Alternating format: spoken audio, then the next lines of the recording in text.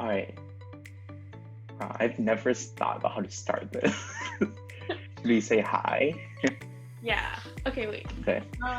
Yeah, we can just say, like, you want to say, like, oh, yeah, we can. I didn't have to roll.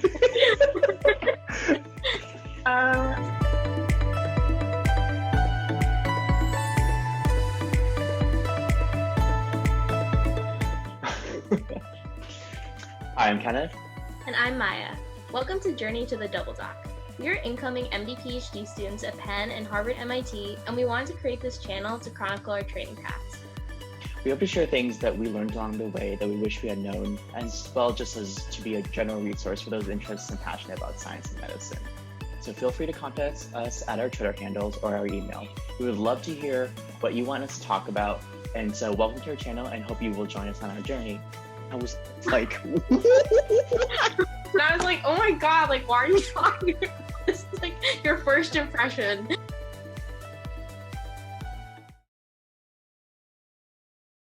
Hey everyone, welcome back to Journey to the Double Doc. So now with the cycle in full gear and even starting to wrap up in some places, we thought that this would be a good time to kind of talk about post-interview and pre-interview communication, sending letter of updates to the school, and basically how to deal with the like maddening waiting of hearing back from schools after interviewing. So the first thing that we were hoping to kind of talk about a little bit is what to do when you haven't heard back from a school that you're really interested in and the application cycle is wrapping up. We've had some questions about whether it's appropriate to send in a letter of update or whether it's better just not to communicate because you don't want to, come off too strong. But I think our general advice, and Kenneth, I'd love to hear your thoughts on this as well, is that it's definitely by the time you reach the end of the cycle and it sort of seems like, there's not many interview dates left, it's definitely okay to send, a brief letter of update, also reiterating your interest in the school. Just because it can be really nice, especially when you get down to like the last few interviewees and they're trying to figure out who to interview, to actually know from an applicant that they're really interested in the school. Just because there's so many qualified people, and really it's not like they're only interviewing the people who are qualified. Usually there are many qualified people and they have to still make tough decisions at the interview round. But we were also talking about a little bit how the actual timeline of when to email out these letters can be a little bit hard. So Kenneth, do you want to talk about how you kind of thought about that? Yeah, definitely. So I think in general, it's good to have a sense of when the last interview invites come out for school. And that one way to do that is to look on SDN and the MD-PhD forums. Usually each year people post when they've got an interview invite for a particular school, and you can look on the past years to get a sense of how the interview invites trickle out through the cycle for each individual school. I think in general, Maya and I agree that we would advise people who sent in their secondary, haven't heard back from a school, if you're interested in interviewing there, send a letter of update with the things Maya mentioned, maybe one a month or a month and a half prior to when those last interview invites come out. Just so, I think from my perspective, it gives them a reason to give you, it gives them another reason to give you an interview invite. And it shows them that you have them on your mind and you have this continued interest in assessing their program and seeing if you and they are a good fit for each other. So expressing that interest, I think, can be very helpful to persuade or to at least give to give the program a reminder to offer you an interview. And sometimes it's nice because that can also like bump the dust off of your file a little bit, which is just in general true of updates that you might send pre-interview in general. So again, don't want to be overwhelming any schools with updates or sending updates on really small things. But I know for me personally, I ended up setting like an additional recommendation letter in October from a summer experience I had done in the summer where I was also applying. And I think I definitely got like a handful of interview invites in like the 2 weeks following that. So, correlation does not equal causation, but I do think it probably helped with that. And I think a general piece of advice for writing update letters is remember to like contextualize the update that you're sending them. For example, you might have a manuscript that's now accepted in press or accepted and in press. just remind them like, where did this work fit into your broader narrative, and just give them a little refresh. Besides just saying like, I now have a manuscript in press, just gives them another opportunity to be refreshed about your narrative and your motivations about applying to the program.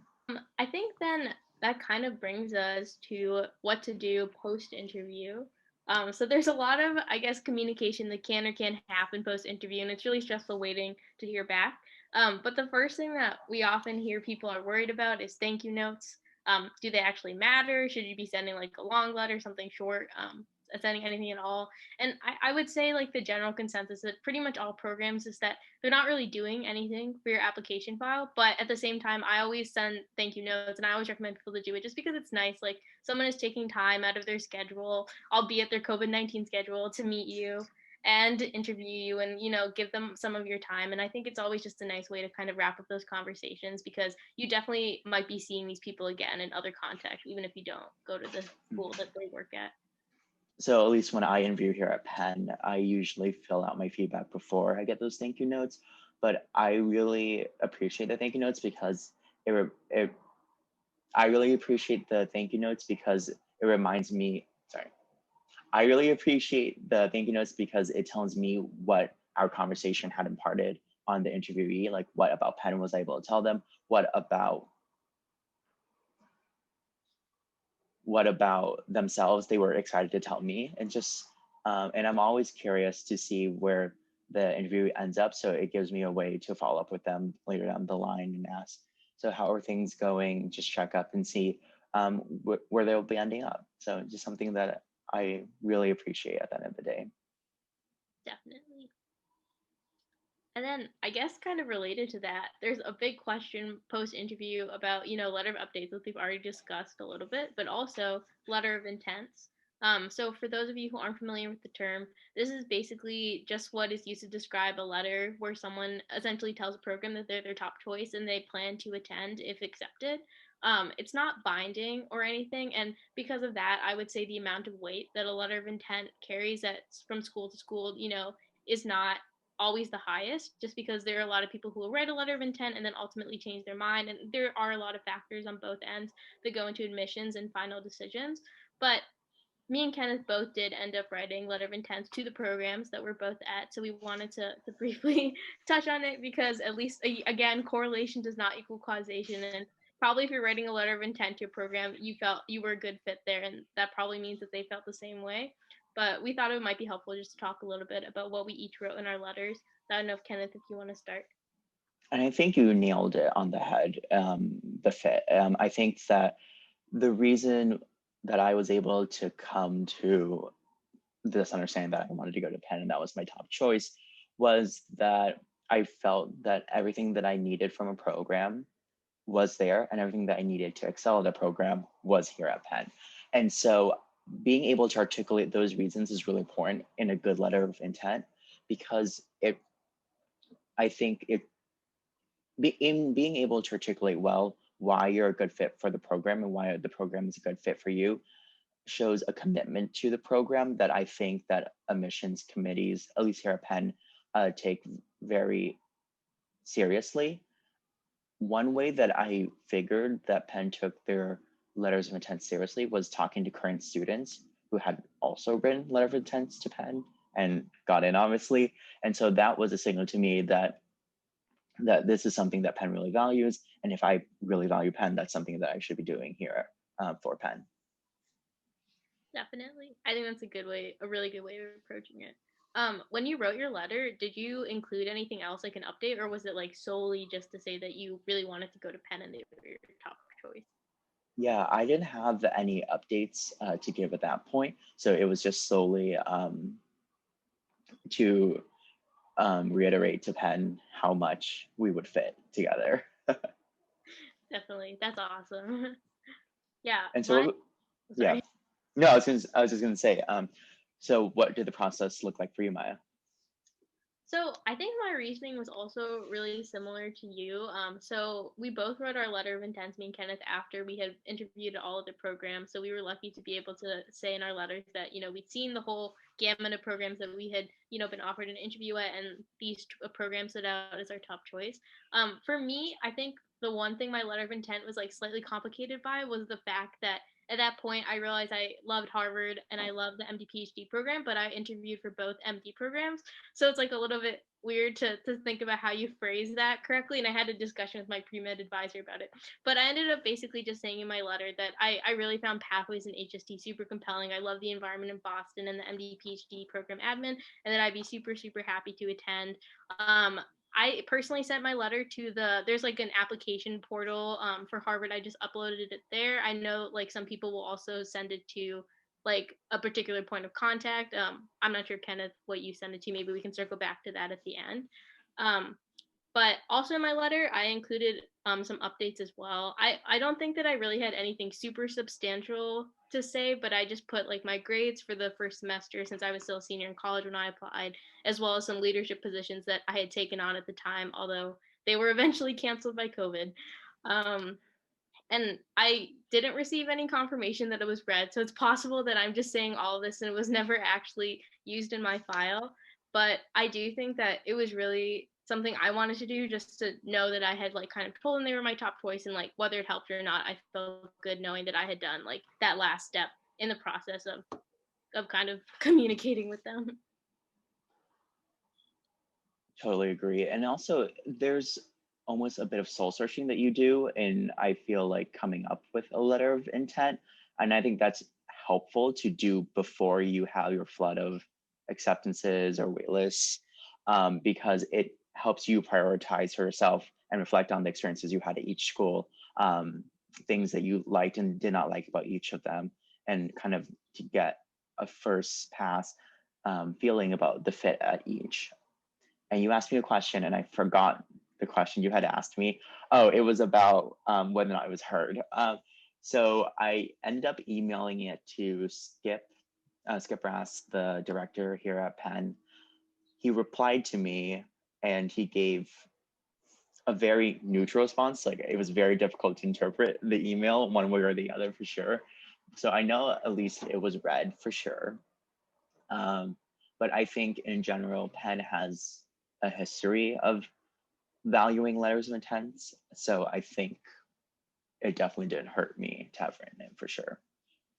And I think that's in general for all of these, like in general, all these posts, whatever post-secondary, post-interview communications with schools, they will never hurt you. They can really help you if you do it well. Definitely. And then actually, it's really interesting. I didn't know that you emailed Skip directly, and I think it kind of also speaks to like sort of the different ways in which med schools admit students. Because at Penn, like, there's no way of getting into the MD program without getting into the MD-PhD program, right? If you interview for the MD-PhD program. Wait, say that one more time. Um, like, is it possible to interview for the MD-PhD program, not get into the MD-PhD program, but still be accepted? And like, how does that like work between the two? I do not know on top of my head, so I don't want to give that information. But I believe that if you're, yeah, I'm sorry, I don't know. I can look it up though. But maybe we can talk about the different types of buckets schools fall into on this front. So there are schools that will consider you for MD if you are rejected, MD, PhD. There are some schools that do not. And then, so the question is, I guess this is a question for like way down, way before, do you apply MD and MD, PhD at schools individually? Yeah. Yeah, Yeah. I don't know. That section was so bad. No. I guess I can, yeah, I just think it's interesting because I know sometimes for MD PhD students there's this question of like, who do I send my letter to? Because if you send it to like an MD PhD director and like they love you, but there's like another like MD admissions committee that's like kind of the gatekeeper between you and the MD PhD program, it might be a little bit hard. So I would personally say that was like what I experienced, where there's like 3 separate admissions committees and I really didn't want to email all 3 of them because I felt like a bit much. I would say when in doubt, just go for the application portal, just because you know that it should be able to be accessed by like all relevant parties. And if you really want to make sure your letter is seen, you can always like CC maybe like the program director of the MD-PhD program and just let them know that you've uploaded something additionally. And I think the formal rule is you're supposed to upload any communication with schools via the portal. I'm just blanking on whether or not I did upload my letter to the portal at this point. I might have been negligent. You're good.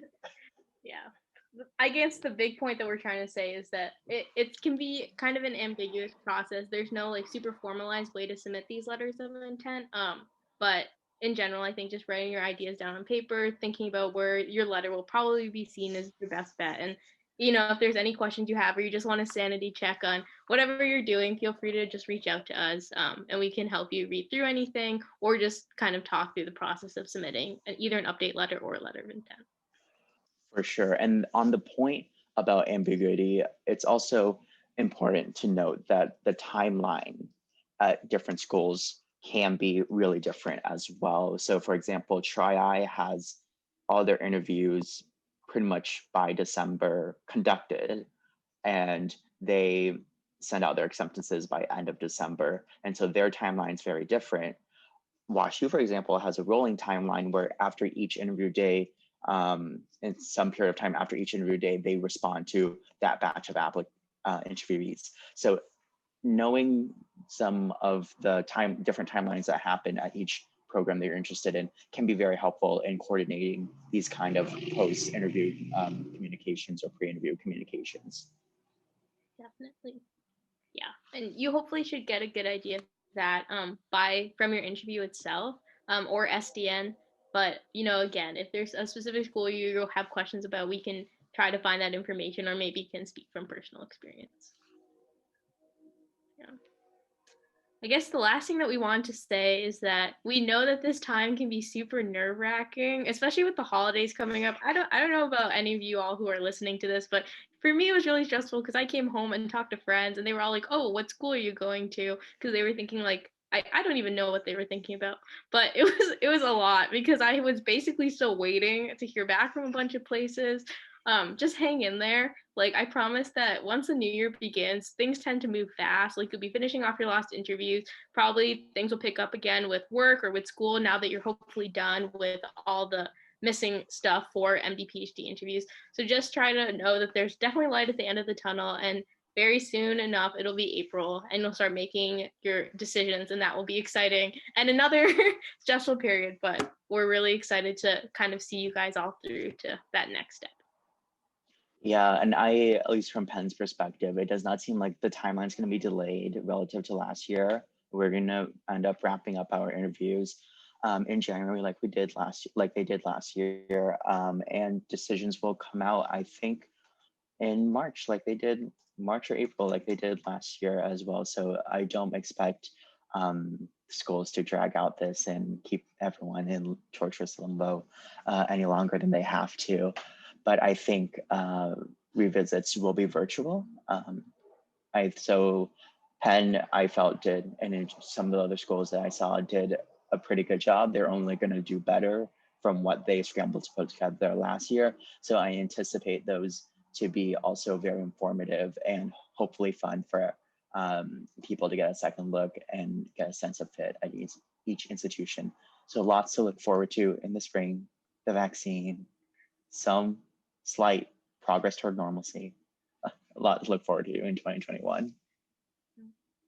So thanks for tuning in, and we're excited to see you guys side of waiting for decisions. And let us know. We always are very curious and are happy to dole out any little advice that we can.